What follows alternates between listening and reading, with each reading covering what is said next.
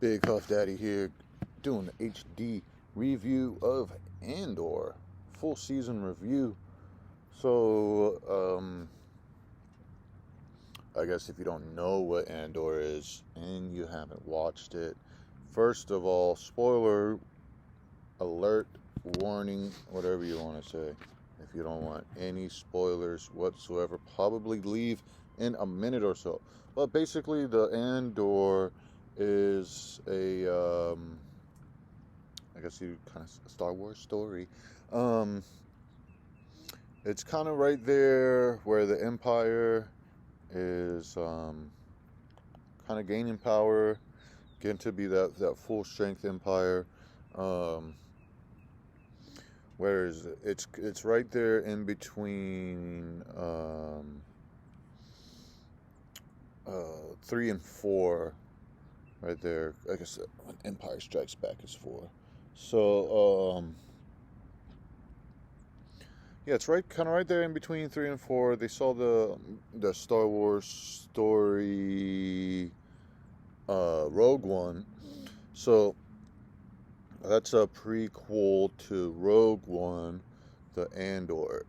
So when I first heard so you kind of got the time placing of the Star Wars, where it's at in the Star Wars timeline, kind of right there, before Rogue One, after Episode 3, in between 3 and 4. Anyways, so when Star Wars does this prequel kind of in between timeline things, I had the same thought when Obi-Wan came out. I'm like, kind of, or with the Rogue One still, when that came out. Um, I'm just like, man, I kind of know how the story is already going to end. Um, I wasn't really like super hype about any of those three, the two shows and the movie Rogue One. Um, so I just kind of came in watching this show, with this like no expectations. I guess kind of like a low expectation. Just kind of checking it out, see what it had going on, and I guess the first episode just had just enough to keep me interested and keep me going along for the next episode and the next episode and the next episode and the next episode. So they kind of built up the character Andor. I believe that's his last name. I'm horrible with names, so don't even tell me your name. Um,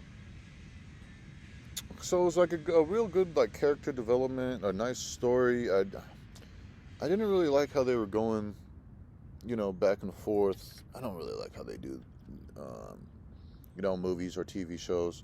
How they have like one timeline and then they go back to the past, and then they come back to the timeline, and then they go back to the past. No, really, I don't really like that too much. And when they were doing that, I'm like, why are they doing this? So, why? I guess for like character development, you can kind of see how Andor grows up as a kid, what he kind of goes through, where his mindset is, and same thing with in the beginning of the show. It's kind of like you see this character and what's this character's mindset and what happens to the character and kind of how he like develops through the show, through the season. And I thought it was good, how they developed the characters, and even the guys that worked for the Empire. I guess they would be the bad guys. Um, Even how like they developed, also it was kind of good. It was enough action to really keep me going, keep me interested. Um, the effects were decent. I don't think the effects were too bad, really. and it was good, a good character development like throughout, even when Andor gets to um, when he starts figuring out his mission, what he's got going on, and with the people at the village that he's working with, and how they develop, and same thing, just enough action to really just keep you entertained. It was entertaining, I would say that much. Um, then going on to the last couple episodes, they started really getting good, I would say. As the plot builds, plot thickens, and going on into the last couple episodes, you can really see the heist. It was like almost like a heist movie aspect. Really, really, you're starting to see that kind of build up into the last couple episodes. And then the suspense of it in that last episode. Whew, man, I was anxious, man. It was suspenseful. The last episode, I was really even just like thinking about it now. I was really impressed with the last episode.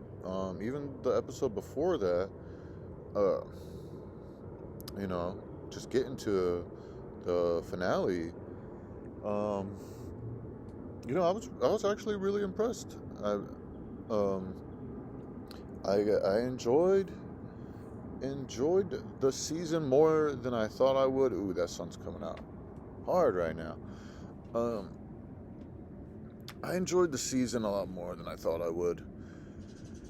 Um, and that last episode, it was really good, real suspenseful, nice action. You really didn't know um, what was gonna happen next. Honestly, it was really good, really well shot, and even the special effects at the end, it was real nice. Um, real good Star Wars feel. Coming off of the ground into space, that little flying scene. Man, it was good. I was real entertained. I was entertained. I was pretty impressed by the end of the season. Just how they developed the story, the characters, and how they kept me just like engaged and entertained, and like focusing on the character and the development, and like his choices, like what he's doing and why he's doing it, and it was interesting to me, and uh, coming in with no expectations, low expectations, and just finishing the season, and just looking back on it, it was a good show, nice, entertaining. Um, not I'm trying to see, like, not like too Star Warsy, if you know what I'm saying. Like there's that kind of like space opera, I guess is what I'm trying to say, space opera. Where this one was kind of like a space heist, I would say. Kind of like your almost like a Ocean's 11 in space, I would say, something like that. Nice effects at the end. I really enjoyed the end of the season. Really try not to be too spoiler in this review, but yeah, I would say even if you're not like a Star Wars fan, just check it out just because of the story.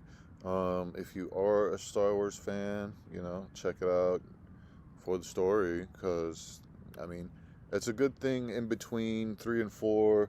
You can kind of go like watch that, like you watch the first 3 movies, then you watch your little Obi-Wan, then you watch this little Andor, then you watch your Rogue One, then you watch the movie for Solo. You watch that Solo, and then you just hop into 4, 5, and 6, and then you do your little trilogy at the end of those 3 movies. So, good addition, I think. And yeah, check it out. Big HDENT. Like, subscribe, comment. What did you think about Andor? HD out.